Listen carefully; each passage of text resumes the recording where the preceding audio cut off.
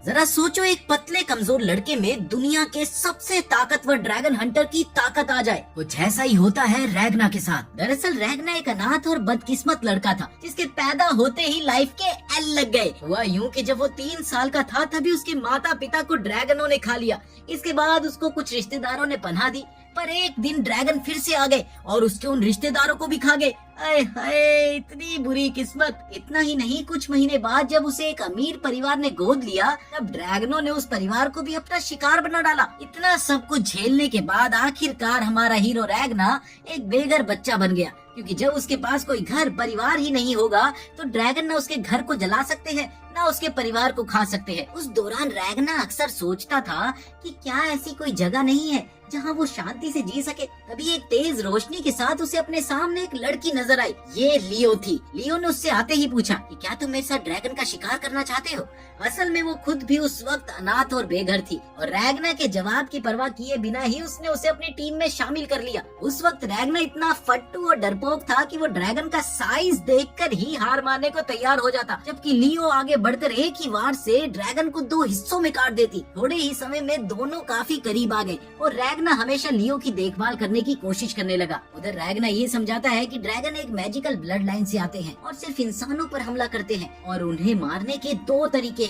या तो उनकी नसों में बहते खून को चांदी जैसे हथियार से जमा दो या फिर उन्हें सीधे धूप में जलने के लिए मजबूर कर दो। पर एक दिन अचानक उनके शहर पर ड्रैगनों ने हमला बोल दिया, जिसमें लियो ने रैगना को बचाने के लिए अपनी जान की कुर्बानी दे दी। उसी पल से ही रैगना को ड्रैगन से नफरत हो गई और उसने ये कसम खाई कि वो आजाद घूमते हर ड्रैगन को मिटा देगा। आने वाले बरसों में रैगना लगातार लड़ाइयों में कूदता रहा और कई बार तो वो मौत को छूकर टक से वापस भी आ गया। शुरुआत में वो हमेशा हारता, मगर धीरे धीरे उसकी हार जीत में बदलने लगी और आखिरकार वो बन गया कभी ना हारने वाला इंसान। वो इसी काम में 44 साल तक लगा रहा और उसी दौरान उसकी सिल्वर आइन तलवार उसके शरीर के साथ मिलकर एक हो गई और इंसानों की सारी सीमाओं से आगे बढ़कर वो इतिहास का सबसे ताकतवर ड्रैगन हंटर बन गया। मगर एक दिन अचानक उसके सामने एक अजीब सी दिखने वाली लड़की प्रकट हुई जिसका नाम क्रिम्सन था। उसने बताया कि वो रैगना की शक्ति और ताकत से बहुत ज्यादा इम्प्रेस्ड है।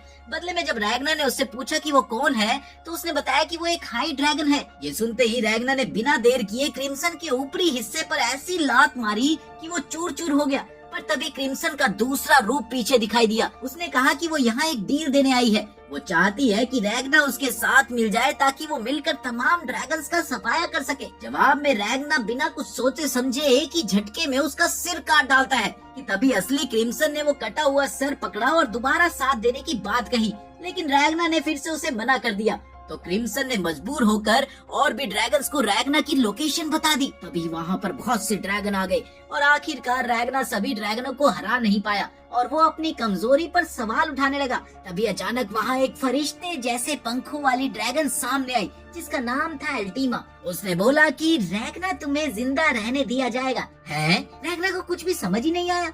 किसी दूसरे ड्रैगन ने बताया कि वो उसे ड्रैगन में बदलने वाले हैं, जिससे वो इंसानों की यादें और ड्रैगन्स के लिए नफरत दोनों भूल जाएगा। इसी दौरान अल्टीमा ने एक खंजर तैयार किया और रैगना की पीठ में उतार दिया। लेकिन रैगना को अपने जीवन का असली मकसद याद था। उसने अपनी ही छाती में अपनी तलवार घोंप ली ताकि ड्रैगन का खून उसके दिल को खराब ना कर पाए। उसने ये माना कि शायद उसका जीवन बेकार है, पर वो अल्टीमा को अपने मन मुताबिक करने नहीं देना चाहता। फिर उसी शाम क्रिम्सन वापस लौटी। वो रैगना से बहुत ज्यादा इम्प्रेस थी कि कैसे उसने अपना दिल बर्फ का जमा लिया ताकि वो एक ड्रैगन न बन सके। और फिर क्रिम्सन ने उसे दोबारा जीने का मौका दिया कि चलो एक चांस और दे ही देती हूँ, और कहा कि वो उसका इस्तेमाल करके हर ड्रैगन को मार डालेगी। लेकिन फिर भी वो अंत में हार ही गए। इसलिए रैगना ने जादू का सहारा लिया। उसने अपने अतीत में लौटकर अपने छोटे वाले रूप से बात करने का सोचा। वो ठीक उसी पल उससे जुड़ा जब ड्रैगन लियो की जान लेने वाली थी। बड़ा रैगना अपने छोटे रूप से मिला और उसे देखकर काफी नाराज हुआ। उसने उसे डांटते हुए कहा कि वो हमेशा लियो को हीरोइन मानकर उसी पर डिपेंड रहा, जबकि अगर उसे वाकई उसकी परवाह थी तो खुद सबसे ज्यादा ताकतवर बनकर उसकी रक्षा क्यों नहीं की उसने। वो बूढ़ा रैगना चीखने लगा कि वो दुनिया का सबसे शक्तिशाली इंसान बन चुका है, इतना मजबूत कि वो ड्रैगन गॉड को भी हरा सकता है। उसके पास सबको बचाने की ताकत थी, मगर अब बहुत देर हो चुकी है क्योंकि सब मर चुके हैं। वो पछतावे में अपने घुटनों के बल गिर पड़ा। इतनी मेहनत से ये ताकत पाई पर एंड में सब बेकार हो गया। अब उसकी ये शक्ति किस काम की जब उसके पास खोने के लिए कोई बचा ही नहीं। तभी छोटे रैगना ने उसके हाथ को थामा और कहा कि उसे वो ताकत चाहिए, वरना वो लियो को दोबारा खो देगा। वो रोने ही वाला था कि तभी बूढ़े रैगना ने उसे परे ढकेल दिया। उसने अपनी तलवार निकाली और सीधे छोटे रैगना के दिल में घोंप दी।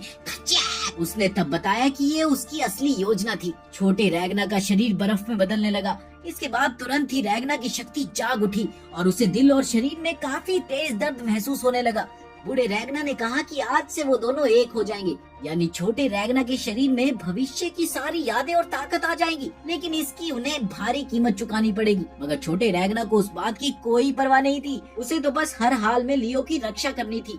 इधर लियो अभी अपनी लड़ाई से बुरी तरह थकी हुई थी और जिस ड्रैगन से वो भिड़ी थी वो बड़े आराम से खड़ा हुआ था। लियो ने उससे पूछा कि तुम क्या ड्रैगन गॉड हो? ये सुनकर वो ड्रैगन भड़क उठा और बोला कि वो सिर्फ एक सेवक है, उसे किसी शाही ड्रैगन के खून से मत जोड़ो। उसने लियो पर आग का गोला फेंका, मगर लियो बच निकली। उस ड्रैगन ने अपना नाम ग्रिमल बताया। वो एक सबसे कमजोर सुपीरियर हाई ड्रैगन है और इंसानों को कुचलने के लिए काफी ताकतवर है। लियो उसकी इन बातों पर जरा भी ध्यान न देते हुए एक बार फिर से लड़ने को तैयार हो गई, मगर ग्रिमल उसे पहले कुछ बताना चाहता था। वो कहने लगा कि इस शहर और पूरे राज्य के विनाश की वजह यही है कि ये इंसान ड्रैगन गॉड्स के लिए बलि चढ़ेंगे। साथ ही उसने ये भी बताया कि उसके गॉड को कभी डॉन एरो में एक पेस्ट्री की दुकान बहुत पसंद थी।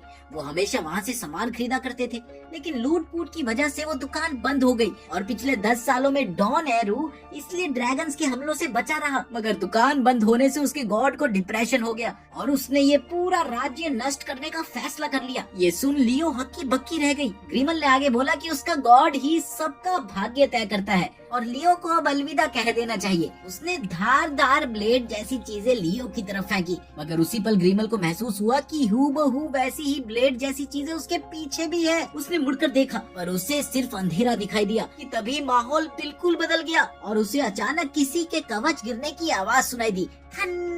उसने इधर उधर नजर घुमाई तो देखा कि कई ड्रैगन बर्फ में ढके खड़े हैं। तभी रैगना उठा और चलने लगा। ड्रैगन्स ने उस पर हमला करने की कोशिश की, मगर रैगना ने उन्हें छूते ही तहस नहस कर दिया। अब वो अपने फ्यूचर वाले रूप की असली ताकत को यंग बॉडी में दिखा रहा था। अपने औरे के साथ उसने वहाँ के हर ड्रैगन को पल भर में हरा दिया। वो इतनी तेजी से ग्रिमल के सामने पहुँचा कि ग्रिमल उसके पास खड़े होते ही जमने लगा। ग्रिमल को लगा कि मानो वो किसी ड्रैगन मोनार्क के सामने खड़ा हो, उन चुने हुए राजसी ड्रैगनों के सामने जो अलग अलग ड्रैगन ब्लड लाइन्स को लीड करते हैं। रैगना की ऑरा से घबराकर ग्रिमल ने बर्फ तोड़कर अपना असली ड्रैगन रूप धारण करने की कोशिश की और खुद को ऊंचा साबित करना चाहा। लेकिन तभी रैगना ने बड़े ही कूल से हाथ उठाकर कहा कि फ्रीज, और एक ही पल में ग्रिमल बहुत बड़े बर्फ के टुकड़े में बदल गया। लियो और उसका साथी साइट्स ये देखकर समझ ही नहीं पा रहे थे कि क्या ये वही कमजोर रैगना है। इधर रैगना ने सिर्फ इतना कहा, शैडर, और सारे जमे हुए ड्रैगन टूटकर टुकड़ों में बिखर गए। इसके बाद वो अपने आप को समेटते हुए अपने नेचुरल लुक में वापस आ जाते हैं। उसने अपनी सांसें संभालने की कोशिश की, लेकिन तभी उसे ऐसा लगा कि जैसे लियो उसे पुकार रही हो, और जब उसने पीछे देखा तो लियो खड़ी थी। ये देखते ही वो लियो की तरफ दौड़ा। तभी बूढ़े रैगना को अपनी एक बड़ी गलती याद आई कि पहले कभी मैं इस जवान रूप में इतनी ताकत क्यों नहीं जुटा पाया, और लियो उसके लिए हमेशा लड़ती रही। वो लियो को गले लगाकर उसका नाम लेते हुए रोने लगा, लियो। ये सब देख लियो बहुत हैरान थी, लेकिन फिर उसने हंसते हुए उसके सर पर हाथ फिराया और बोला कि देखो मैं अपना वादा निभाकर जिंदा बच गई हूँ। वहीं उसने रैगना की ताकत की भी तारीफ की। वाह, तुम्हारी ताकत तो माशाअल्लाह है, इसके लिए जरूर तुमने बहुत मेहनत की होगी, है ना? पर रैगना ने मना करते हुए कहा कि असल में जिसने इतनी मेहनत की थी वो अब रहा ही नहीं, उसके पास अब बस उसकी यादें बची है। और वो ये भी बताता है कि वो आदमी लियो को कितना मिस करता था। इसके जवाब में लियो ने कहा कि उसे सब कुछ समझ आ रहा है और उसने रैगना को उसे बचाने के लिए शुक्रिया कहा। इधर उसी वक्त बूढ़ा रैगना किसी दूसरी जगह पर किसी से मिला, जिसने उससे पूछा कि क्या वो यूं ही खड़े खड़े मर गया है। याद है ना, इतनी बड़ी ताकत का तुम्हें हर जाना चुकाना होगा। साथ ही साथ वो ये भी बोली कि अब छोटा रैगना ज्यादा नहीं जी पाएगा। मगर उसने बूढ़े रैगना के चेहरे पर वो इमोशन देखा जो उसने पहले कभी नहीं देखा था। शायद ये पछतावे का इमोशन था। उसने कहा कि अब उसके पास पास्ट पर भरोसा करने के अलावा और कोई चारा नहीं है, ताकि उसे ये उम्मीद रहे कि उसका यंग रूप एक ऐसी दुनिया बना सके जहाँ ड्रैगन ही ना हो। लेकिन उसी दिन 6 और शहर सुपीरियर ड्रैगन्स के हमले से पूरी तरह नष्ट हो गए।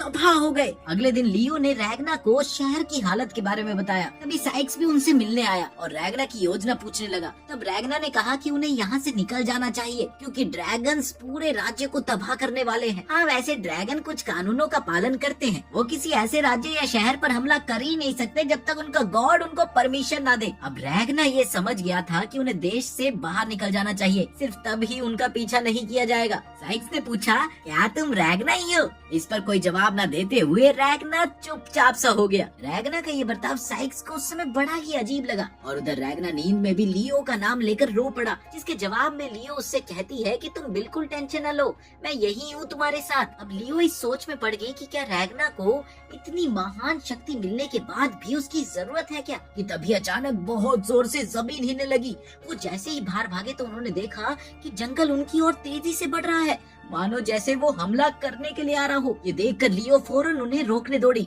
जबकि रैगना वहीं सोता रहा। उधर एक शेफ ने लॉर्ड टेम ऑफ नाम के एक भारी भरकम इंसान से माफी मांगी। दरअसल आज उसने मेमना दो प्याजा बनाया था, पर उसे वो बनाने में काफी देर हो गई थी, जिसकी वजह से टेम ऑफ इंतजार करते करते परेशान हो गया और उसने नौकरानी को खाना लाने को कहा। बस फिर क्या था, नौकरानी डरती हुई खाना ले आई। खाना देखते ही मोटू मल के मुंह में पानी आ गया और वो पागलों की तरह हंसते हुए उसे खाने लगा। पर उसे वो खाना शेफ के खाने से कुछ खास नहीं लगा और अचानक मोटू मल एक विशाल राक्षस के रूप में बदल गया और उस नौकरानी और आसपास के लोगों को एक ही बार में चट कर गया।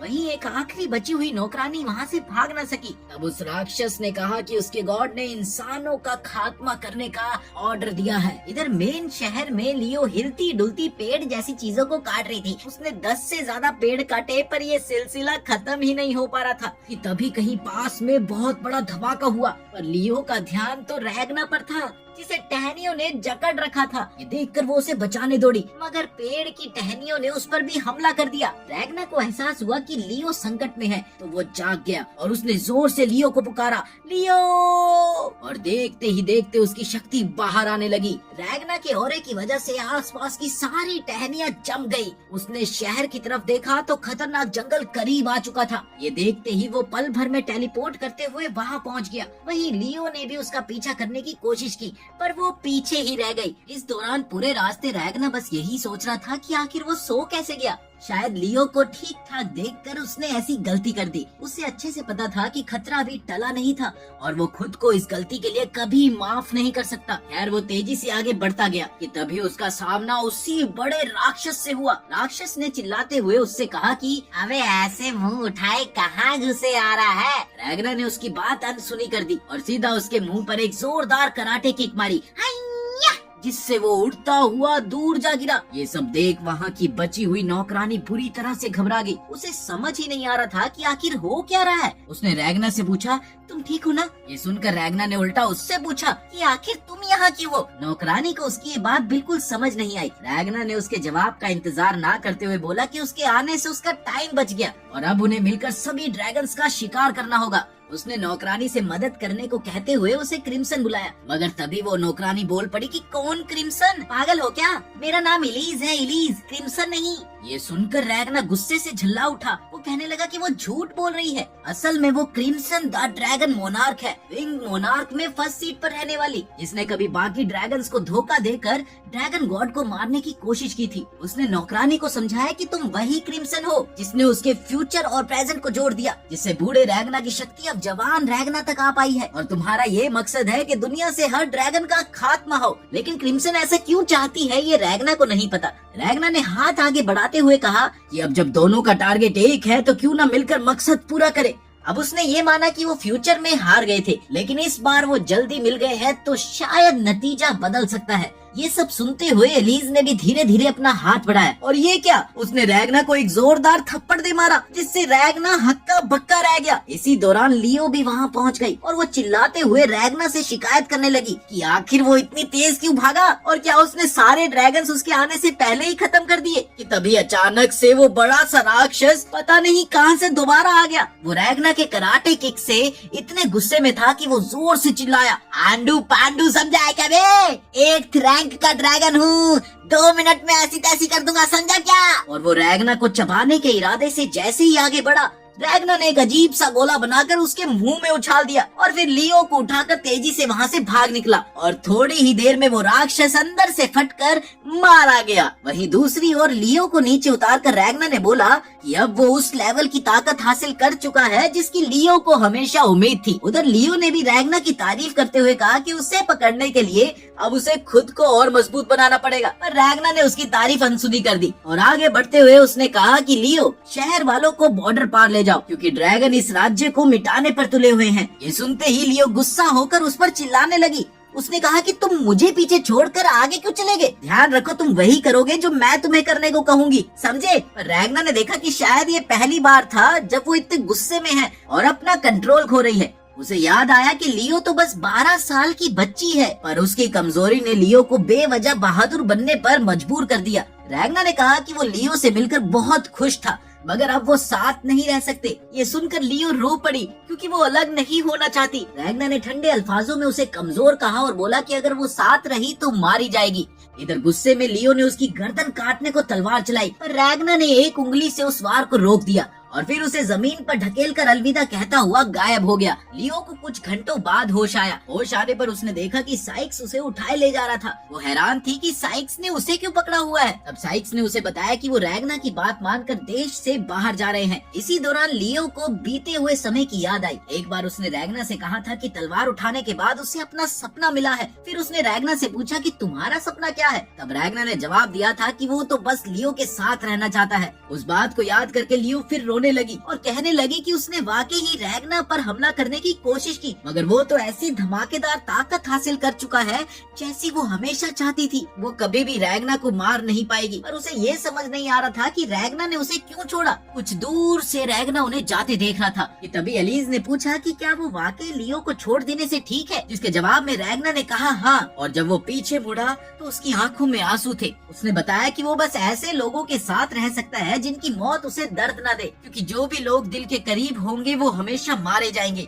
इसके बाद एलिज ने कहा कि वो अपने घर जाएगी। इधर रैगना ने उसे फिर से क्रिम्सन कहा, मगर उसने मना किया। उसने कहा कि अगर वो अब भी ड्रैगन होती तो वो धूप से जल मरती, लेकिन उसके शरीर में अब ड्रैगन की शक्ति ना के बराबर है। उसकी कमजोरियां भी मिट चुकी है। उसने दोबारा कहा कि वो क्रिम्सन नहीं है और चलने लगी। तभी रैगना अचानक गिर पड़ा। एलिज मुड़ी तो देखा कि उसे तेज बुखार है। वो बेहोश लग रहा था। जब रैगना की आंख खुली तो उसने आग जलती देखी जो एलिज ने तैयार की थी। उसने बताया कि वो उसे वहीं छोड़कर नहीं जा सकती थी जिसने उसकी जान बचाई थी। रैगना समझ गया कि उसका शरीर अभी नई ताकत के लिए तैयार नहीं हुआ है। उसने क्रिम्सन से राय पूछी, पर एलिज ने कहा कि वो क्रिम्सन नहीं है। उसने पूछा कि क्या सचमुच ड्रैगन इस राज्य को मिटाने वाले हैं? तो रैगना ने कहा कि हाँ, इसीलिए अब हर ड्रैगन का शिकार करना होगा। सबसे पहले उस विंग्ड मोनार्क से शुरू करके जो उन्हें लीड कर रहा है। एलिज ने पूछा कि क्या तुम ये सब सचमुच कह रहे हो? अब रैगना ने जवाब दिया कि फ्यूचर में 20 साल बाद उनके बड़े रूप ने ऐसा किया था, बस तब काफी देर हो गई थी और इस बार वो जल्दी मिल गए हैं तो वो सभी से जल्दी से निपटेंगे। अब एलिज सोचने लगी कि रैगना मुझे बार बार क्रिम्सन क्यों बुला रहा है और केस फ्यूचर की बात कर रहा है। ऐसा तो कभी कुछ भी नहीं हुआ, पागल है क्या ये? फिर भी अंदर ही अंदर क्रिम्सन को ये बहुत ही इंटरेस्टिंग लगा। रैगना के सोते वक्त वो उसकी जांच पड़ताल करती रही और ये पता लगाया कि उसका शरीर सिल्वर की तलवार से जुड़ा हुआ है। उसमें एक अजीब सी एक्साइटमेंट जागी कि शायद यही नया रास्ता है जिससे वो ड्रैगन को अलग अंदाज में मार पाए। वो दोबारा रैगना की ओर मुड़ी और ये महसूस किया कि लियो के ग्रुप की ओर कुछ ड्रैगन्स जा रहे हैं। ये देखकर रैगना ने एलिज को पकड़ा और दौड़ पड़ा और उसने पूछा कि क्रिम्सन के क्या आदेश है। एलिज को कुछ भी समझ नहीं आया, मगर रैगना ने कहा कि वो उसके किसी भी आदेश का पालन करेगा। क्रिम्सन को ये बहुत ही इंटरेस्टिंग लगा और उसने कहा कि जाओ उन ड्रैगन्स को मार डालो। बस फिर क्या था, रैगना ने एक उड़ते हुए ड्रैगन को हवा से ही लात मारकर नीचे गिरा दिया, जिससे बाकी सबका ध्यान उसकी ओर गया। उसने अपनी शक्ति से कई ब्लेड जैसे हथियार हवा में ही चला दिए, जिसके बाद एक एक करके सारे ड्रैगन हमला करने आए और रैगना ने उन ब्लेडों से उन्हें वहीं पर जमा दिया। इधर क्रिम्सन ने उन तलवारों में से एक को उठाकर देखा तो उसको पता चला कि वो तो चालू किस्म की तलवार है जो कोई भी लोहार बड़े आसानी से बना देगा। फिर भी उस तलवार के छूते ही वो ड्रैगन्स को जमा सकती है। ये देखकर वो बड़े हैरत में थी, क्योंकि उसमें इतनी ताकत थी कि उससे सुपीरियर ड्रैगन भी बड़ी आसानी से मारे जा सकते थे। उसने ये गौर किया कि किसी के पास भी इतनी शक्ति नहीं है जितनी रैगना के पास है, और वो सोचने लगी कि कैसा होगा अगर इसी के बल पर वो एक पूरी आर्मी बना सके तो। तभी क्रिम्सन ने जमीन पर एक तरह का स्लाइम उगला जो गिरे हुए ड्रैगन से मिलकर उन्हें घोलने लगा और देखते ही देखते क्रिम्सन अपने असली रूप में सामने आ गई। उसने उंगलियों की चुटकी बजाते ही स्लाइम से ड्रैगनों को मिटा डाला। इसके बाद उसने रैगना की ओर देखा और कहा कि वो दोनों मिलकर ड्रैगन गॉड को मारेंगे और हर एक ड्रैगन का शिकार भी करेंगे, पर बस एक शर्त पर। रैगना को वो स्पेशल जहर पीना होगा जिसका असर बस तब होगा जब वो क्रिम्सन को धोखा देगा। ये सुनते ही रैगना ने बिना हिचक के वो जहर पी लिया। इस दौरान क्रिम्सन ने ड्रैगन की हड्डियों का एक बहुत बड़ा सिंहासन बनाकर ये घोषणा की कि अब वो ड्रैगन गॉड को मारेंगे और सारे ड्रैगन्स को शिकार बनाएंगे। और जैसे ही ये सौदा खत्म होगा, रैगना क्रिम्सन को भी आखिरी ड्रैगन की तरह मार डालेगा। तभी अचानक एक आवाज ने उन दोनों का ध्यान अपनी ओर खींच लिया। ये क्या, एक बच्चा, यानी कि उस कीचड़ ने एक बच्चे का रूप ले लिया था और वो रैगना पर ताने कसने लगा कि वो क्रिम्सन से अच्छी तरह पेश नहीं आ रहा, जिससे रैगना थोड़ा हड़बड़ा गया। लेकिन उसने बड़ी चतुराई से बात संभालते हुए बोला कि वो काफी समय हो गया ना, हम मिले भी नहीं है, बस इसीलिए। तभी क्रिम्सन उस स्लाइम के सर पर कूद गई और वो रैगना से भविष्य के बारे में और पूछने लगी, जिसके जवाब में रैगना ने बस इतना कहा कि हम हार गए। क्रिम्सन ने कहा कि वो ये अच्छे से जानती है, मगर वो ये जानना चाहती है कि उन्होंने कितने ड्रैगन मोनार्क्स को मारा, वर्ल्ड मैजिक क्या था, ग्रेट क्रूसेड क्या था और आखिर में रैगना के साथ क्या हुआ। इतने सारे सवाल सुन रैगना खुद उलझन में पड़ गया। ये देखकर क्रिम्सन ने अपना पहला दांव फेंका और उससे बोला कि अगर तुम इसका जवाब नहीं दोगे तो वो उस पर भरोसा कैसे कर सकती है। तब रैगना ने उसे बताया कि दरअसल उसे कुछ धुंधला धुंधला सा याद है, वो तो बस तुम्हारी शक्ल देखने पर मुझे थोड़ी थोड़ी चीजें याद आई थी। ये सुनते ही क्रिम्सन को ये समझ आ गया कि रैगना को सब कुछ याद दिलाने के लिए उसे कुछ खास घटनाओं की जरूरत होगी, जिससे उसने अपनी यादों को जोड़ रखा है। रैगना ने कहा कि वो उस पर भरोसा करे, मगर क्रिम्सन को रैगना की दी गई शक्ति पर भी शक हो गया, कहीं वो उसको भी भूल गया तो। इसका जवाब देते हुए रैगना ने उसे बोला कि घबराओ मत, वो ताकत उसके शरीर में है, दिमाग में नहीं। वहीं दूसरी ओर एक शहर पर ड्रैगन ने हमला कर दिया, जहाँ कुछ शिकारी वहाँ के लोगों को बचाते हुए पीछे रह गए। इधर उनका लीडर उन लोगों का हौसला बढ़ा रहा होता है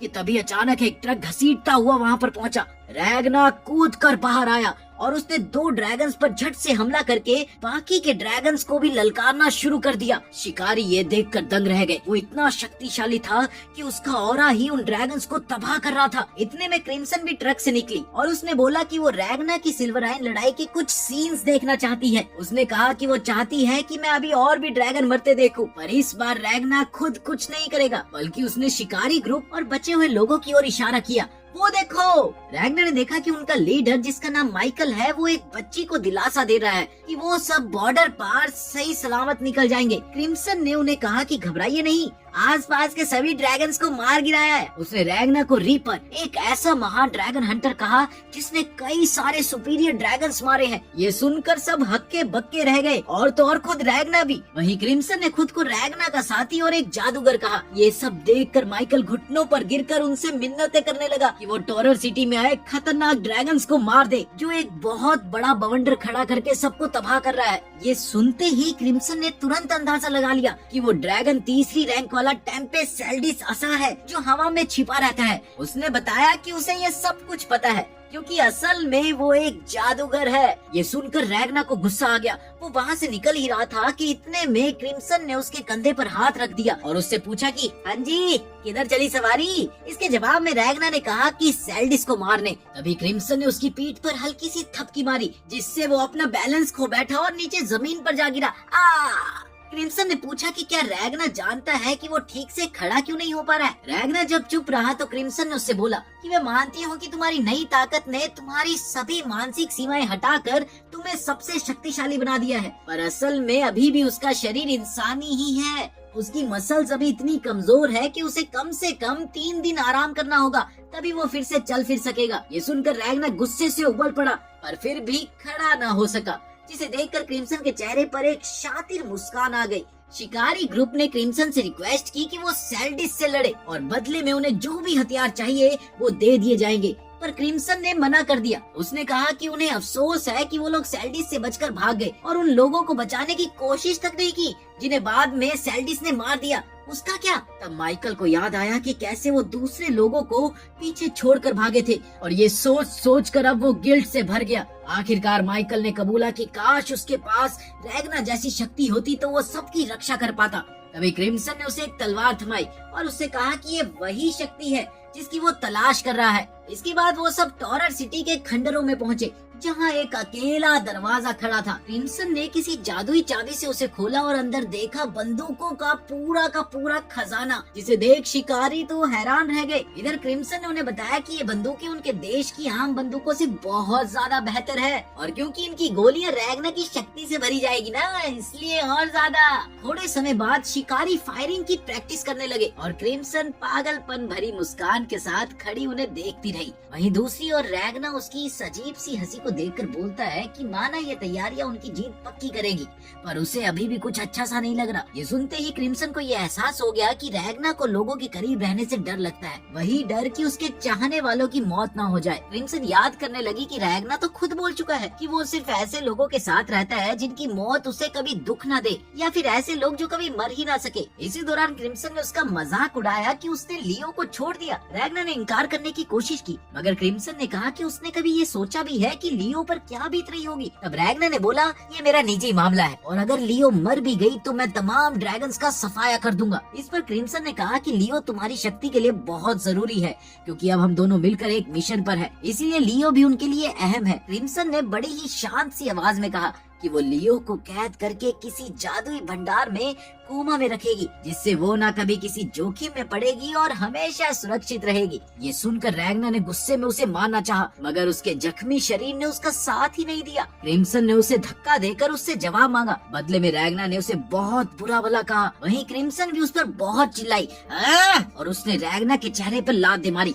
फिर वहाँ से चलती बनी। उसने बोला कि वो अकेले ही सेल्डिस को हराने जा रही है। इधर रैगना और क्रिम्सन का ग्रुप वापस लौटता है और वो अपनी नई रिपोर्ट पेश करते हैं, जहाँ क्रिम्सन को ये पता चलता है कि डेजास, जिसे अक्सर टेम्पेस्ट डेजास कहा जाता है, उसको अभी उसी कस्बे में रुकने का आदेश दिया गया है और वो फिलहाल बस अपना किसी न किसी तरीके से समय काट रहा है। क्रिम्सन को पक्का यकीन है कि वहाँ अब भी कुछ लोग जिंदा हैं और जिनका जीवित रहना उसके आगे की योजनाओं के लिए जरूरी हो सकता है, लेकिन वो इस बारे में ना तो हंटर्स को बताना चाहती है और ना ही रैगना को, क्योंकि उसका मकसद ही सभी को अपने इशारों पर चलाना है। इसके बाद क्रिम्सन अपना प्लान खोलकर सबको समझाती है, जिसे सब लोग बहुत ही एक्साइटेड होकर उसे पूरा करने के लिए निकल पड़ते हैं। वहीं दूसरी ओर कुछ मिनट बाद ही डेजाज इस बात पर सोच में पड़ गए कि आखिर ये लोग वहाँ से आ कैसे सकते हैं। अब डेजाज ने उनका स्वागत करना चाहा, लेकिन तभी क्रिम्सन लाउड स्पीकर में चिल्लाने लगती है, ये कोई ऐसी वैसी टीम नहीं बल्कि ड्रैगन हंटर्स की टीम है,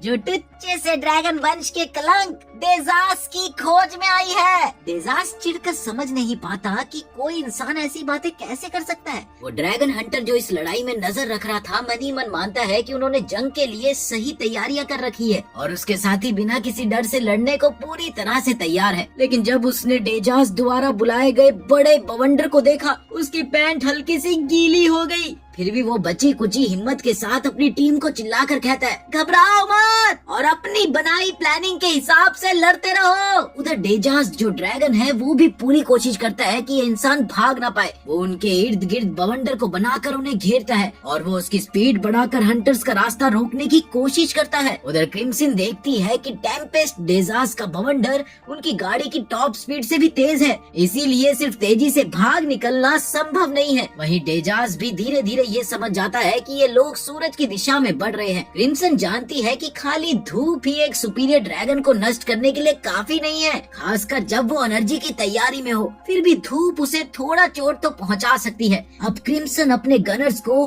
फायरिंग का आदेश देती है, फायर! गनर उसी वक्त ट्रक पर लगी मशीन गन से सिल्वराइन गोलियां चलाने लगता है, जो सीधे बवंडर को आर पार कर देती है। लेकिन ड्रैगन तक पहुंचने से पहले ही गोलियां जमकर बर्फ की परत सी बनने लगती है, मानो उस घूमते हुए तूफान को जगह जगह जमे हुए टुकड़ों में बदल रही हो। तभी क्रिम्सन को याद आता है कि बहुत से ड्रैगन हंटर गलत फहमी पाले रखते हैं, पर सच में ये गोलियां ड्रैगन के खून में बहती हुई जादुई ताकत को जमा देती है। उधर डेजास को कुछ टकराने का एहसास होता है और वो सोचता है कि शायद हंटर्स सिल्वर बुलेट का इस्तेमाल कर रहे हैं। वो ये देखकर बहुत हैरान होता है कि आखिर क्रिम्सन को ऐसे मस्त हथियार कहाँ से मिल गए, जबकि हकीकत तो ये है कि ट्रक की मशीन गन आम गोलियां ही दागती है। काफी देर तक लगातार गोलियां पड़ती रहे, ढिसक्याओ ढिसक्याओ ढिसक्याओ ढिसक्याओ, जिससे बवंडर के कुछ हिस्सों पर बर्फीले पहाड़ से बनते जा रहे थे। इसी बीच ट्रक इधर उधर तिरछा होकर चलता है ताकि तेज हवाओं से फेंके जा रहे मलबे से बच सके। वहीं डेजास को पहली नजर में ये वार कुछ खास नहीं लगते। उसे लगता है कि उसने अपने बवंडर को पूरे काबू में रखा हुआ है कि तभी एक बार फिर क्रिम्सन ने मानो ड्रैगन के विचार पढ़ लिए हो। वो अपने लोगों से कहती है कि अब वो अपने नए प्रकार की गोलियां दागे जिनमें रैगना की शक्ति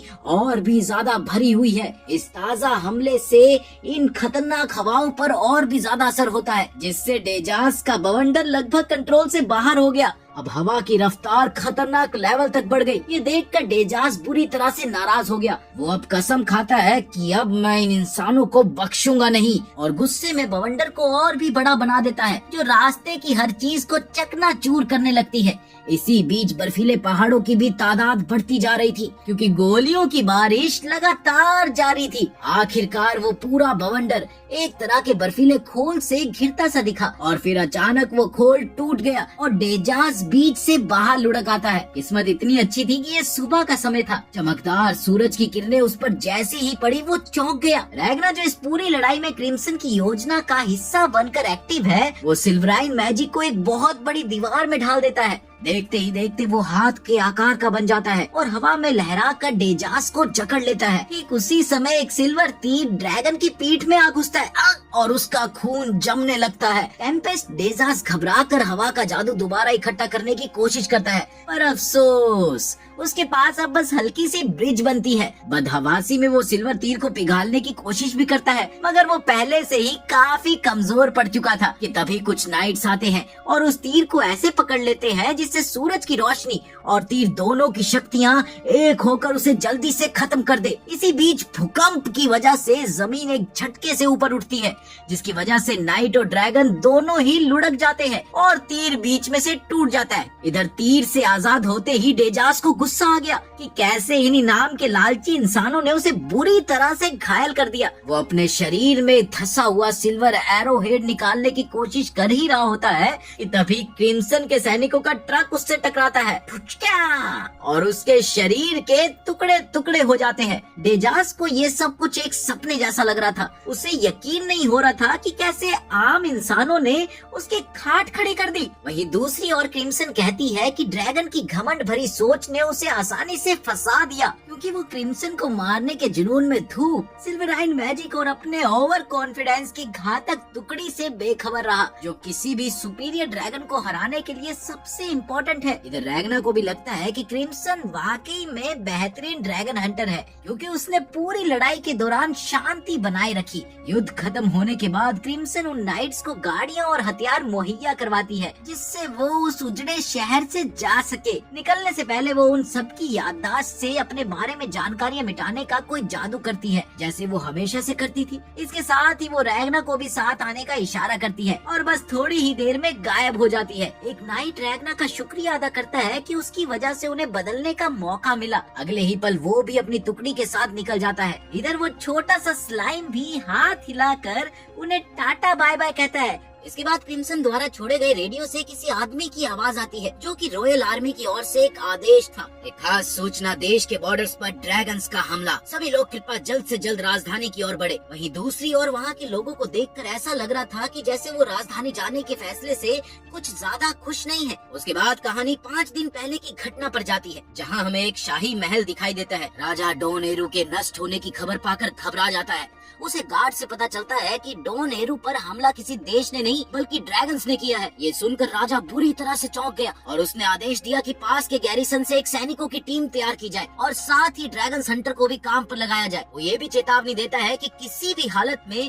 किसी सुपीरियर ड्रैगन से कोई सीधा न उलझे। ये सुनते ही गार्ड सलामी देकर चला जाता है, जबकि राजा अपने आप से सवाल करने लगा कि आखिर ये अचानक ड्रैगन के हमले क्यों शुरू हो गए। वो याद करता है कि राजधानी पर जादुई बैरियर है, लेकिन एक सुपीरियर ड्रैगन इंसानों से कहीं ज्यादा ताकतवर होता है। बस इसी सोच में वो उलझा ही हुआ था कि इतने में उसकी आंखों के सामने एक पंख तैरता हुआ दिखाई देता है। ध्यान से देखने पर उसे एक पक्षी दिखाई देता है, जैसे पंख वाली कोई छवि सी ऊपर से उतरती हुई दिखाई देती है। ये एक ड्रैगन एंजल थी, जो किंग लियास से बिना आज्ञा के आने के लिए माफी मांगती है। उसने अपना नाम एल्टीमा बताया, जो कि पहले रैंक की बर्ड विंग है, यानी ड्रैगन्स में से एक मोनार्क, फर्स्ट रैंक। ये सुनते ही राजा चौंकता हुआ खड़ा हो गया। वो पहचान गया कि ये पंखों वाली ड्रैगन एंजल है, जिसका नाम उसने सुन रखा था। उधर एल्टीमा उसे भरोसा दिलाती है कि डरने की कोई जरूरत नहीं है। उसने टाइम को एक तरह से रोक दिया है ताकि कोई उसका आना जाना न देख पाए। ये सुनते ही राजा उससे ये पूछता है कि आखिर वो यहाँ क्यों आई है, जिसके जवाब में एलिटीमा उसे बताती है कि वो यहाँ माफी मांगने आई है। उसने राजा को एक कटा हुआ ड्रैगन का सर देते हुए बताया कि उसने डॉन एरू पर हमले का आदेश नहीं दिया था, बल्कि ये खास ड्रैगन अपने मन से हिंसा करने लगा, तो उसने उसे सजा दी और वो सर इसी बात का सबूत है। साथ ही वो कहती है कि उसे अफसोस है कि वो अपने इस ड्रैगन को टाइम पर काबू ना कर पाई। राजा एलिटीमा की शांति भरे मूड से उलझन में पड़ गया और वो उसकी माफी को मंजूर कर लेता है। इसी दौरान एलिटीमा उसको थैंक यू बोलते हुए ये बताती है कि इसके बावजूद भी ले नाम का ये देश नष्ट कर दिया जाएगा, क्योंकि यही उसकी गॉड की इच्छा थी। वो आगे कहती है कि उसका इरादा तो पहले ये था कि सब कुछ गुपचुप तरीके से मिटा दिया जाए ताकि कोई ना बच सके। ये सुनते ही राजा उसे चेतावनी देता है कि उसके ऐसा करने से युद्ध छिड़ जाएगा, मगर एलिटीमा बड़े प्यार से उसे जवाब देती है कि ये युद्ध नहीं टलेगा, घबराओ मत, बस एक तरफ कत्लेआम होगा। अगले ही पल वो अपनी शक्तियाँ एक्टिव करने लगी। वहीं दूसरी ओर राजा अपने रिंग से सोलर बैरियर की शक्ति समेटकर उस पर वार करने ही लगा था कि इतने में प्रेस्ट अपने हाथ की जगह ड्रैगन का सर उभार कर राजा पर वार कर देता है, जिससे एलिटीमा को कोई नुकसान नहीं होता। एलिटीमा उस प्रेस्ट को शुक्रिया कहती है जिसने उसकी जान बचाई थी। तभी एक दूसरा ड्रैगन जैसा प्राणी जिसका नाम बोरिस है वो दिखाई देता है।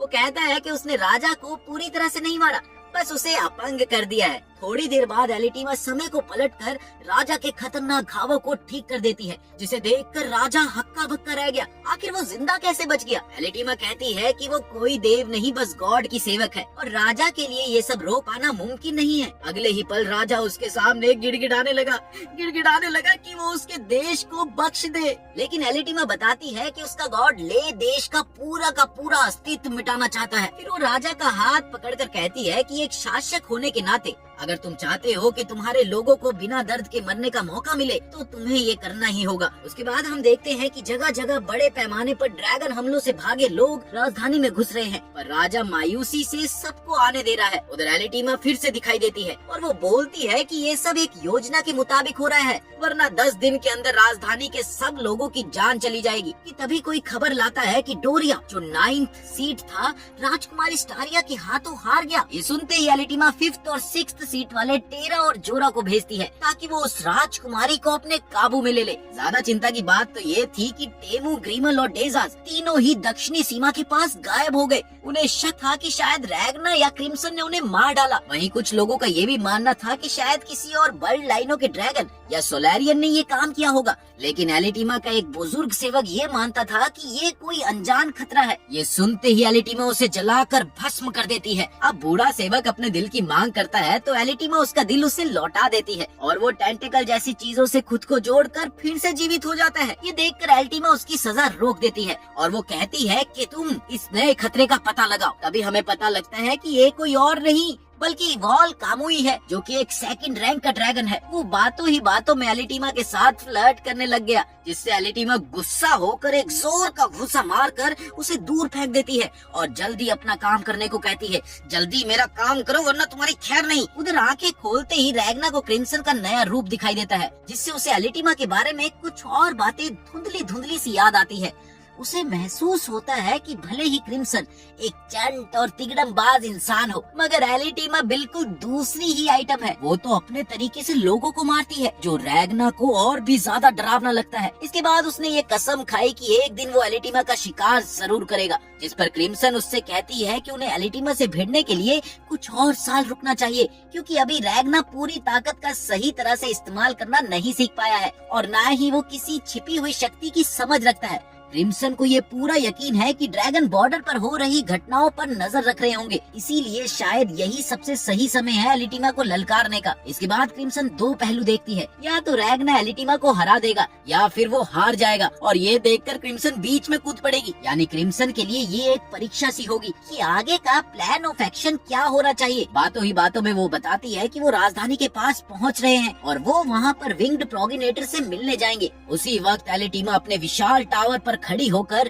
ड्रैगन गॉड से बातें कर रही होती है, जहाँ पर हमें पता लगता है कि गॉड एक छोटा सा बच्चा है जो कभी डॉन एरू की पेस्ट्री का शौकीन था। अब उस बच्चे को वो शहर याद भी नहीं है। इससे एलिटीमा को ये पक्का यकीन हो जाता है कि ले देश भी गॉड की यादों से मिट चुका है, इसीलिए उसका अंत तो करना ही पड़ेगा। इधर रैगना, क्रिम्सन और स्लाइम ले की राजधानी पहुँचते हैं, जहाँ क्रिम्सन एक तरकीब बताती है कि कैसे वो महल के करीब वाले पुराने इलाके में चुपके से घुसेंगे, मगर वो उन्हें पहले ही बता देती है कि वो खुद को वेरोनिका के रूप में ढाल रही है, जिसे देखकर रैगना का जी मचलने लगता है। वो कहता है कि शायद उसे भीड़ भाड़ की वजह से बेचैनी हो रही है, लेकिन तभी क्रिम्सन उसे चिढ़ाती है, क्यों रोना बार जैसी महानगरी में भी तो तुम गए थे ना, तब कैसे झेला था ये सब। जिसके जवाब में रैगना कहता है कि तब लियो उसके साथ थी, इसलिए उसे ऐसा कुछ भी नहीं हुआ। क्रिम्सन कहती है कि ठीक है, अगर इतनी दिक्कत है तो प्लान कैंसिल करके वहाँ से वापस चलते हैं। ये सुनते ही रैगना मना कर देता है। वो कहता है कि चाहे उसकी जान ही चली जाए, पर एलिटीमा से लड़ने के लिए वो हर हाल में तैयार है। उसकी ये जिद सुनकर क्रिम्सन बहुत खुश हुई। वो स्लाइम को आदेश देती है कि वो 2 घंटे तक रैगना पर नजर रखे, क्योंकि वो खुद जानकारी इकट्ठी करने जा रही है। साथ ही वो कई रूल्स एंड रेगुलेशन गिनवाती है। वो कहती है कि यदि रैगना ने इन्हें तोड़ा तो वो गद्दार कहलाएगा। इसके साथ ही वो अगले ही पल भीड़ में गायब हो गई। उधर रैगना ये बात नोट करता है कि राजधानी में लगभग 2 मिलियन लोगों के होने का दावा था, फिर भी सड़कों पर गजब ही सन्नाटा है। उसे ऐसा लगने लगता है कि मानो लोग तेजी से रहस्यमयी ढंग से गायब हो रहे हैं, पर कोई भी इस बात पर ध्यान नहीं देता। इसके बाद क्रिम्सन एक बार में घुसती है, जहाँ कोई जनरल स्ट्रीट गर्ल्स के साथ बातें कर रहा है। क्रिम्सन को देखते ही वो जनरल वहाँ से उठ गया। असल में वो क्रिम्सन का ही कोई वफादार सेवक है, जो अफसर का भेष बदलकर सूचना इकट्ठी कर रहा है। इसी दौरान क्रिम्सन उस पर बरस पड़ती है कि तुम अपना काम छोड़कर इधर मौज मस्ती में लगे हो, जिस पर वो सफाई देते हुए कहता है कि उसने अपना काम कर दिया है। अगले ही पल खिड़की से बाहर देखती हुई क्रिम्सन चीमा को जोर से बुलाती है, चीमा, जो बिल्ली लड़की सी दिखती है। क्रिम्सन बताती है कि वो रैगना को एलिटीमा से भिड़वाना चाहती है, ताकि वो सब मिलकर विंग्ड मोनार्क को निपटा दे। उधर रैगना और स्लाइम देखते हैं कि एक पूरी भीड़ किसी पर्दे वाली जगह को घूर रही है। सैनिक जैसे ही पर्दा हटाते हैं तो अंदर कई सारे ड्रैगन्स की लाशें दिखती है। वहीं अफसर ये ढिंढोरा पीटता है कि हमले के बावजूद ले की आर्मी इतनी मजबूत है कि वो ड्रैगन से निपट सकती है, और वो सुबह ही धूप में उन लाशों को जला देते हैं। उधर रैगना ये तमाशा देखकर सोचता है कि सेना बस दिखावा कर रही है ताकि लोग उन पर भरोसा बनाए रखे। वो वहाँ से हटने लगता है कि तभी उसकी नजर टीमा नाम की एक औरत पर पड़ी, जिसे देखकर उसके दिमाग में सीधा क्रिम्सन की वो चेतावनी याद आई थी कि अगर एलिटीमा सामने आए तो उसकी उलझन में ना फंसना। ये कोई और नहीं बल्कि एलिटीमा ही थी, और उसे देखकर रैगना की लड़ाई के कीड़े जागने लगे। इसी दौरान एलिटीमा उसके पास आती है और रैगना की हालत देखकर उसे छूने की कोशिश करती है। रैगना को देखकर उसे ऐसा लगता है कि मानो वो बीमार या कमजोर हो। इसी बीच क्रिम्सन एक अलग ही तरकीब बना रही थी कि आखिर रैगना कैसे एलिटीमा से निपटेगा, पर वहीं गोलेम को ये शक था कि क्या वाकई रैगना ऐसा कर पाएगा। एलिटीमा तो समय के साथ छेड़छाड़ करने में माहिर है। इसके बाद गोलेम कुछ झलकियां दिखाता है कि कैसे एलिटीमा समय को उलट पुलट कर सकती है। अब क्रिम्सन मानती है कि वो शक्तिशाली जरूर है, पर जीत नहीं सकती। वो एक साथ टाइम को ना तो रोक सकती है और ना ही उसे पीछे कर सकती है। यही उसकी सबसे बड़ी कमजोरी है, और अगर उसे बार बार ये जादू इस्तेमाल करने को मजबूर किया गया तो उसकी शक्ति निशाने पर नहीं जाएगी। वो ये भी बताती है कि नेबुल और बोरिस बीच में आ सकते हैं, इसीलिए उसने अपने सेवक को उन्हें उलझाने का काम सौंप दिया। जाओ तुम उन दोनों को देखना। इधर शहर में एलिटीमा एक खोए हुए बच्चे को उसके माँ बाप से मिलाने की कोशिश कर रही थी कि तभी स्लाइम उसे बताता है कि रैगना भीड़ में घबराता है। एलिटीमा कहती है कि वो इस बच्चे की मदद करना चाहती है, और वही हमारा हीरो रैगना मन ही मन खून के घूंट पी रहा था। उसे याद आता है कि ये वही एलिटीमा है जिसने ना जाने कितनों का सर्वनाश किया है, और अब ये बच्चे को उसके माँ बाप से मिलाने का पुण्य करना चाहती है। क्या कितनी दोगली इंसान है। वो उसे ताना भी मारता है कि आखिर वो अच्छाई का नाटक क्यों कर रही है। इसके जवाब में एलिटीमा उससे कहती है कि भलाई करने के लिए उसे किसी वजह की जरूरत नहीं है, जिसे सुनकर रैगना और भी भन्ना जाता है। रैगना वहाँ से हटने ही वाला होता है कि तभी उसके कानों में एलिटीमा की एक बात पड़ती है। वो नेबुल से कहती है कि कुछ इंसानों को गायब होने की लिस्ट में डालना है ताकि वो बिना दर्द की मौत पा सके। ये सुनते ही रैगना वापिस आकर उस पर बुरी तरह से बरस पड़ता है। एलिटीमा कहती है कि उसे रैगना का गुस्सा समझ में नहीं आया, लेकिन नेबुल सतर्क हो जाता है। वो ये समझता है कि ये इंसान खतरनाक है कि तभी एलिटीमा समय रोकने की कोशिश करती है, मगर रैगना तेजी से आगे बढ़कर उसे काट देता है। पर वो टाइम को पलटकर अपना घाव भर देती है, मगर रैगना ने एक बार फिर से मुक्का जड़कर उसे दूसरी तरफ फेंक दिया। अब टाइम दोबारा घूमने के बावजूद भी उसे ये झटका झेलना पड़ता है। इस तरह बार बार एलिटीमा टाइम को बदलने की कोशिश करती है, और रैगना हर दफा उसका वार तोड़ देता है। वो उसे कभी लगातार हमला करके हवा में उछाल देता है, तो कभी तलवारें फेंककर उसे छलनी कर देता है। थोड़ी ही देर में एलिटीमा वार से थककर हाफ रही होती है। उसे लग रहा था कि वो अमर है, मगर रैगना ने उसकी ये गलतफहमी तोड़ दी थी। रैगना कहता है कि उसके लिए सबसे अच्छी बात यही है कि वो उसके हाथों मारी जाएगी। इतने में क्रिम्सन भी वहाँ पर पहुँच गई और उसने देखा कि रैगना और एलिटीमा आमने सामने थे और ये सब होने की आशा उसने इतनी जल्दी नहीं की थी। वो ये चाहती थी कि वो रैगना की ताकत को धीरे धीरे परखे। इसी बीच एक आदमी संदेश लेकर आता है और बताता है कि दोनों ड्रैगन यहाँ नहीं दिख रहे और शहर का मैजिक बैरियर भी गायब है। शायद नेबुल उसे लेकर गायब हो गया है। इसके बाद क्रिम्सन को याद आता है कि उसने चीमा को कहा था कि लौट कर आना। अब शायद बोरिस महल छोड़कर चला गया है। उधर एलिटीमा बार बार मारी जा रही है और टाइम को बार बार पलटते पलटते वो थोड़ी थकने भी लगी थी। और तभी अचानक बोरिस मदद के लिए आता है, मगर गोलेम ने उसे दूर से ही रोक दिया। वहीं नेबुल एक रोकने वाले जादुई घेरे को रैगना पर डाल देता है। इसी बीच वो बच्चा लगभग मरने को होता है ताकि एलिटीमा भाग सके। फिर नेबुल अपना खून कुर्बान करके छोटे ड्रैगन को बुलाता है, मगर रैगना सिल्वराइन मैजिक से उसे तोड़कर आजाद हो जाता है। उधर स्लाइम ने नेबुल के बैरियर को ही खा लिया, जिससे रैगना एक बार फिर से एलिटीमा के पीछे दौड़ता है। वो उसे जबरदस्ती शहर से दूर घसीट कर ले जाता है। तब एलिटीमा आखिरी दाव को चलाते हुए पूरे संसार को ही पीछे घुमाने की कोशिश करती है। तब रैगना खुद को फिर से उन्हीं जले हुए ड्रैगन्स की लाशों के पास पाता है और अजीब सी बेचैनी महसूस करता है कि तभी अचानक टीमा प्रकट होती है। वो टाइम को रोकना चाहती है और वो ये देखती है कि रैगना को पूरी तरह से जकड़ा क्यों नहीं जा रहा। उसकी उंगली अभी भी हिल रही है। इधर नेबुल बदला लेने के लिए रैगना पर हमला करता है, पर एलिटीमा उसे रोक देती है। वो उसे ये समझाती है कि रैगना किसी आम जादू का शिकार नहीं होगा। उसका शरीर मानो एक अमर तलवार जैसा बना हुआ है जो कभी भी खत्म नहीं हो सकता। शायद उसने एलिटीमा का फ्यूचर खून अनजाने में हजम किया है, जिससे वो उसके टाइम मैजिक को कुछ हद तक अनदेखा कर पा रहा है। एलिटीमा राजा को कहती है कि वो सोलर बीम से रैगना पर वार करे और नेबुल बाकी लोगों की रक्षा करे, मगर रैगना फिर से उसे रोकने के लिए आ जाता है। और ये देखकर एलिटीमा हक्की बक्की रह गई।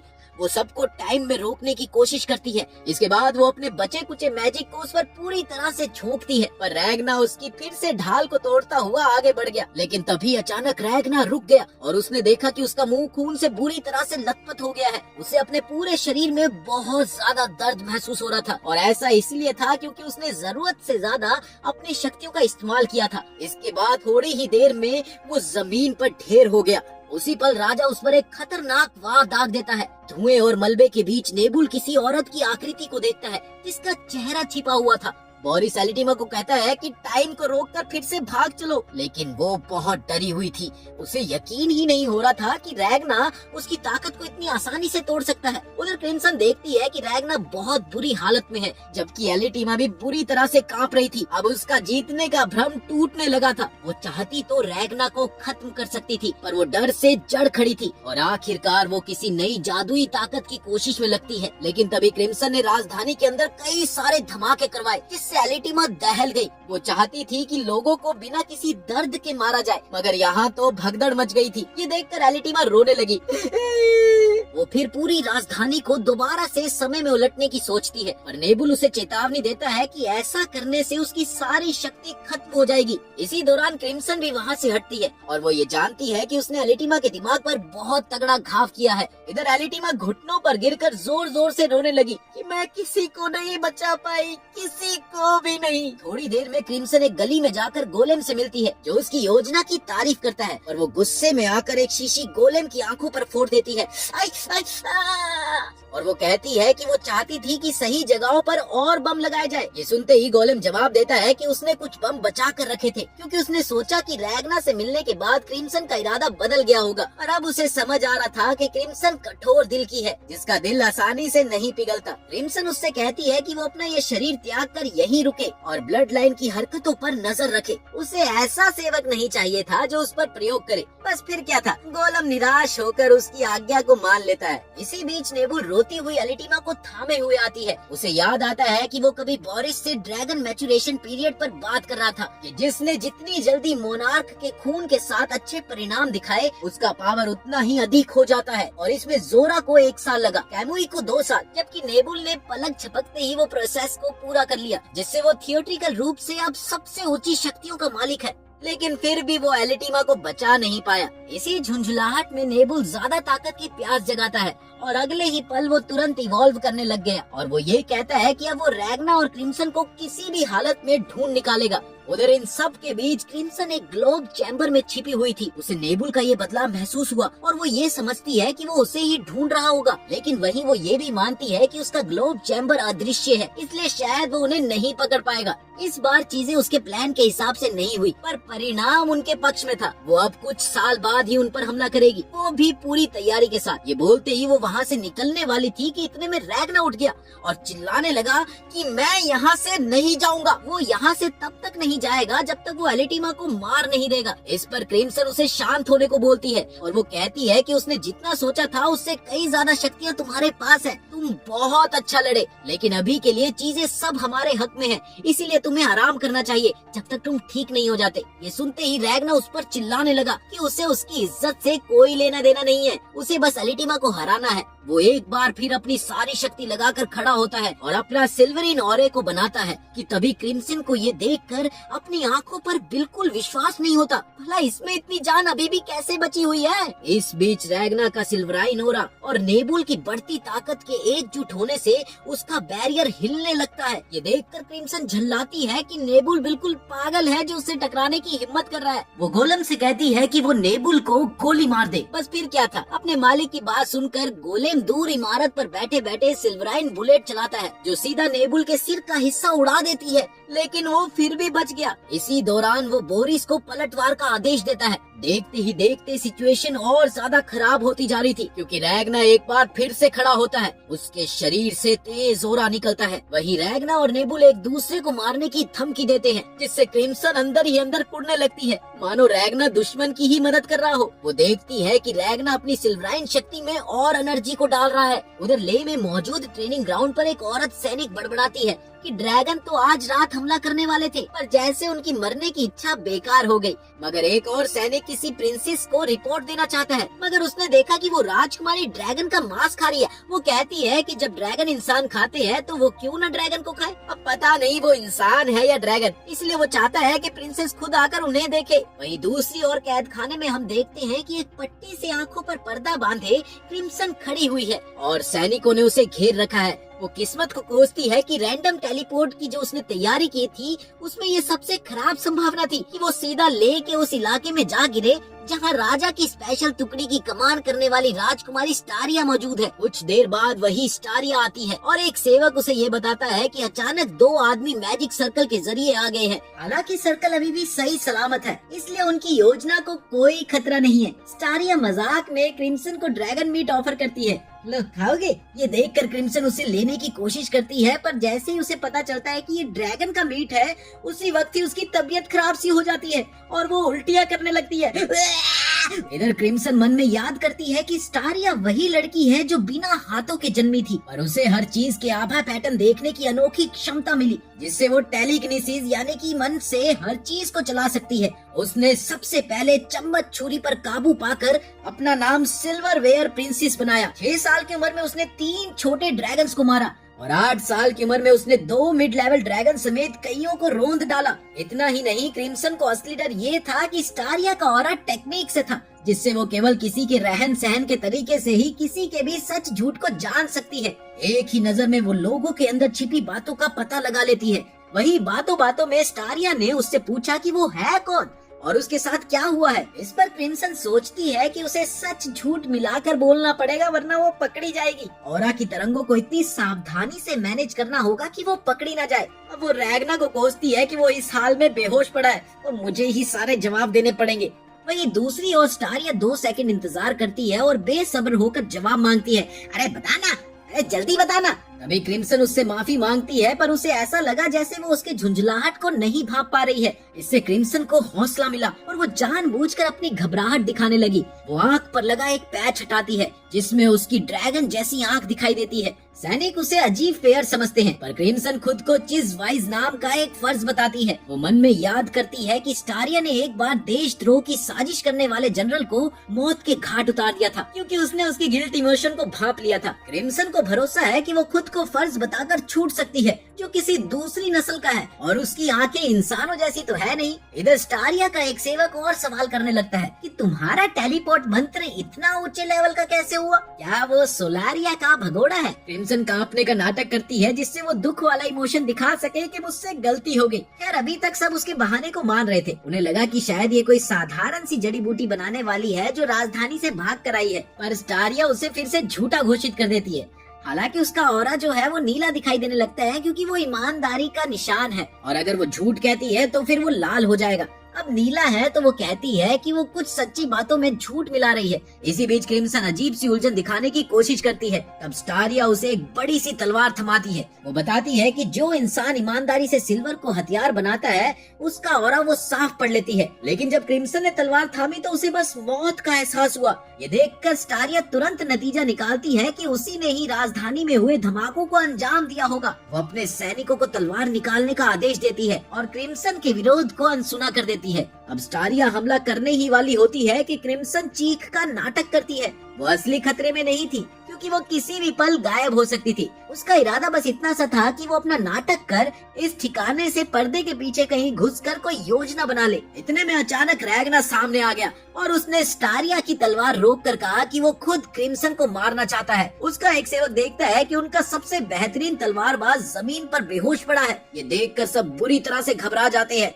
स्टारिया रैगना को घूरती है और उसे एक तलवार वाला शरीर कहती है, मानो वो इंसान नहीं तलवार हो तलवार। फोर आइज नाम का एक सेवक पूरी सिचुएशन को समझने की कोशिश करता है। उधर क्रिम्सन मन ही मन ये सोच रही है कि अब क्या होगा। स्टारिया रैगना को देखती है और कहती है, तुम्हारे शरीर में तो सिल्वराइन पूरी तरह से समाया हुआ है। उसका गुरु उसे समझाने की कोशिश करता है मगर स्टारिया उछलकर उसके पीछे चली जाती है और शर्माने लगती है कि उसने आज से पहले ऐसा ताकतवर मुस्टंडा कभी नहीं देखा।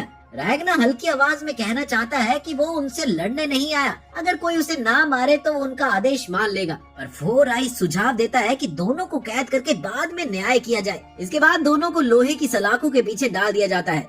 इसके तुरंत बाद क्रिम्सन कहती है कि वो आराम से बात करना चाहती है और उसी पल वो रैगना को नीचे ढकेलकर उसके सर के ऊपर पांव रख देती है। इतनी तेज लड़की है यार ये। इस पर रैगना चिल्लाकर पूछता है कि आखिर तुम राजधानी से क्यों भागी? जिसके जवाब में क्रिम्सन पलटकर कहती है कि बस यूं ही एल्टिमा पर टूटकर तुमने मेरी योजना तबाह कर दी, इसीलिए। रैगना जिद करता है कि एल्टिमा को जिंदा रहने देना बेगुनाहों के साथ गद्दारी होगी। वहीं क्रिम्सन याद दिलाती है कि रैगना वो लड़ाई हार चुका है। फिर भी रैगना कहता है कि उसे खत्म करना ही होगा। इस बार क्रिम्सन चिढ़ जाती है, मैंने तुम्हें बचाया, तुमने मेरा कहा नहीं माना, मेरा ग्लोब चैम्बर भी तोड़ डाला, अब हम यहाँ फंसे हुए हैं तुम्हारी वजह से। मुझे अपने आदमियों की कोई खबर नहीं है, कैसे चुकाओगे मेरा कर्ज? बदले में रैगना जवाब देता है कि वो उसका कर्ज एलिटिमा को मार कर चुकाएगा। और ये सुनकर तो क्रिम्सन को और भी गुस्सा आ गया। वो उसके सर पर और जोर से पैर रख देती है। वो कहती है कि वो उसके ऑरे को एडजस्ट कर रही है ताकि वो जिंदा रहे। रैगना धीरे से शुक्रिया कहता है, फिर बोलता है कि जैसे ही वो ठीक होगा वो राजधानी लौटेंगे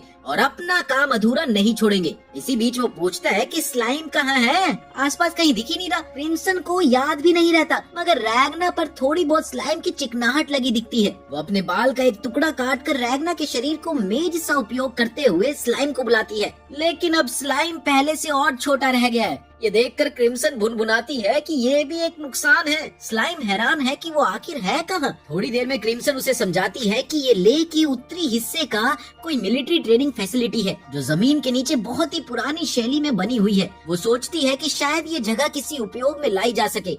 अब रैगना और स्लाइम दोनों ही ये जानना चाहते हैं कि आखिर क्रिम्सन का इरादा क्या है। और इस बेस में 1500 आम आदमी कैद करके रखे गए हैं जिनकी हालत थोड़ी भी अच्छी नहीं है। वो यहाँ से बाहर निकलना चाहते हैं। उन्होंने तड़प कर राजकुमारी स्टारिया से मिलने की मांग शुरू कर दी। तभी पहरेदार उनका रास्ता रोकते हैं। फोर आइज देखता है कि सिचुएशन काफी खतरनाक है क्योंकि अगर लोगों को पता चला कि राजकुमारी को 2 अनजान लोगों ने हरा दिया तो भाई बवाल मच जाएगा। वो नहीं चाहते कि राज्य की सबसे मजबूत टुकड़ी की छवि पर आंच आए। इसके बाद 2 आदमी और आते हैं जो बताते हैं कि गलियारे में पड़ा वो बूढ़ा तलवारबाज काफी सदमे में है क्योंकि रैगना ने उसे चंद सेकंडों में हरा दिया, जबकि उसने कभी एक सुपीरियर ड्रैगन का हाथ तक काट डाला था। ये सुनकर 2 औरतें भी वहाँ पर आ गई और वो उनसे पूछती है कि कहीं राजकुमारी स्टारिया उन 2 घुसपैठियों में से किसी पर लट्टू तो नहीं हो गई। ये सुनकर फोर आइज सबको शांत कराने की कोशिश करता है। शांत शांत शांत। उधर राजकुमारी अकेले किसी कोने में बैठी रैगना को याद करके खोई हुई है। तब उसका गुरु आकर उसके गाल पर थप्पड़ जड़ देता है और गुस्से में आकर स्टारिया उससे पूछती है, तुमने मुझे छूने की हिम्मत कैसे की? इसके जवाब में वो कहता है, मुझे सब समझ आ रहा है कि तुम रैगना के लिए कुछ महसूस करने लगी हो, शायद तुम्हें उससे प्यार हो गया है। फिर गुरु कहता है कि पूरे राज्य की सबसे बड़ी योद्धा होने के नाते उस पर भारी जिम्मेदारी है और इस चीज को उसे समझना चाहिए, और अगर वो लड़खड़ागी तो उसकी शक्तिशाली टुकड़ी भी भटक जाएगी। ये सुनकर स्टारिया हथियार उठा लेती है और कहती है कि ये बोझ बड़ा है। गुरु उसे दिलासा देता है कि कुछ लोगों को यही बोझ आगे बढ़ाता है। ये सुनकर स्टारिया खुद को संभालती है और अपने तेवर में वापस लौटती है। दूसरी ओर अल्टीमा असफल होने के दुख से जूझ रही है। उसे सपने में उसका गॉड एक बच्चे के रूप में दिखाई देता है जो उसे बहन कहकर गले लगाता है और शिकायत करता है कि उसने उसे क्यों नहीं बचाया। ये सुनते ही अल्टीमा चीख कर जाग गई। वो टाइम को फिर से रोकना चाहती है लेकिन कर नहीं पाती। अपने सबसे बड़े जादू के ना चल पाने की वजह से वो गहरे सदमे में चली जाती है। वो जानती है कि उसे अपना मिशन हर हाल में पूरा करना है, पर उसकी हर कोशिश उसे और घने अंधेरे में ढकेल रही है। ऐसे ही मजेदार एनिमे देखने के लिए वीडियो को लाइक कर लो, चैनल को सब्सक्राइब कर लो और मिलते हैं अगली वीडियो में।